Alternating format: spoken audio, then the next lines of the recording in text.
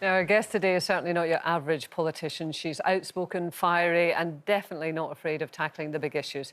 Today, she joins us to give us an insight into just what it's like to really being a woman in Westminster. Jess Phillips, MP for Yardley in Birmingham. Welcome to Loose Women, Jess. Thanks very much for having me. You've written a book, it's your third book actually, which is a kind of warts and all account of what it's like to be an MP, a female MP. Do you think it'll convince people to get involved in politics? Because I know you would like to get more people involved in politics. Or is it more likely to put them off if you tell them the truth? Well, no, I think it will convince more people to be involved. And the whole point is that most of the public, the bit of politics that they see is...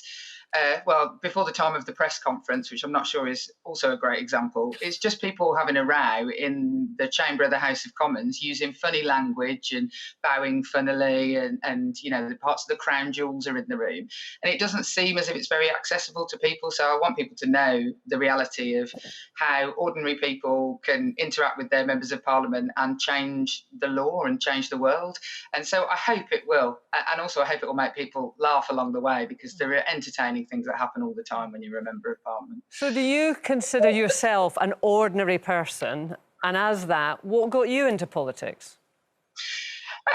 Well, I mean, I'm only ordinary to a point, I think. I once met Camilla Parker Bowles and I said, I'm just an ordinary woman. And she said, I've never met anyone like you before, so maybe I'm not.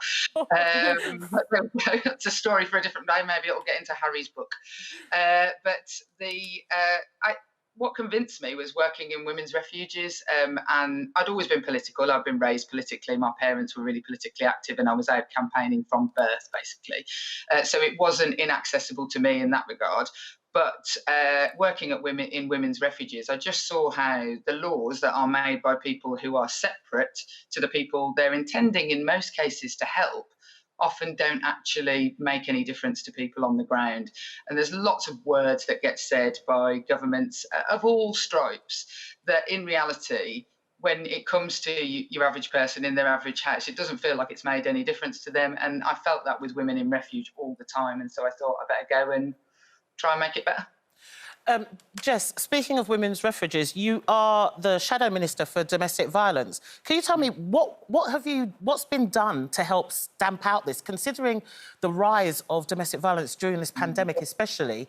What is it you've done to try and help stamp out this domestic violence, and what are you doing going forward to help these people? So, I mean, since I was elected to Parliament, I have pretty much made it my sort of daily life to try and improve the laws for victims of domestic violence. So one of the things that I'm most proud of is that I pushed the government to create a law where refuges would be provided in every single part of our country, because some areas used to provide them and some didn't. Local authorities by law only have to provide bin services and adult and children's social care. So I've put women's refuges on the same footing as bins, which I'm pleased at. Women are now as important as bins. And so now refuge accommodation has to, by law, be provided in every local authority area, which will hopefully, if it's properly funded, it will improve the access to services. But there's still a huge amount more to do. 70% of victims of domestic abuse will never see the inside of a refuge and have their support services in the community. And so going forward, I will make it the rest of my political career to make sure that when anyone comes forward, adult or child, that the services and systems are in place, because I spend every single week in, week out, talking to families of murdered women, and every single story, I'm afraid to say, is painfully the same about opportunities missed to save their lives, services that failed them, things that went wrong, people not listening. And until even if I just saved one life with an improved access to service, I think it had been worth it. But I've got to try and improve it for the millions of people suffering that. Jess, I want to ask you about what it's like being a politician at a time when the public view politicians with a combination of cynicism or, you know, lack of interest. And I was saying earlier to the other women this morning that as a teenager, I was passionate about politics. I joined various political parties, I went on marches, and I can see today that young people are just as passionate about the kind of issues that I was concerned about, you know, all those decades ago. So what goes wrong? Why can't we get them into Parliament so that there are more people like you? Is it because they see Labour squabbling and, you know, all the bickering about Keir Starmer and, you know, how effective or ineffective he is? They see the Tories, they think they're a bunch of posh Etonians, and Boris is always promoting his pals to, you know, another one just got a big job recently. Do you think that's... How do we persuade young people that the only way you change the country is to do what you did and take that big step and, you know, become an MP? It is, I mean, it is hard, and you know, becoming an MP isn't the only way that you can change the world. Most of the laws that we change in Parliament came from somebody just coming forward and speaking to an MP and then picking it up and driving it forward. So you don't have to necessarily get inside the building, but you're absolutely right about all the reasons why people are disillusioned.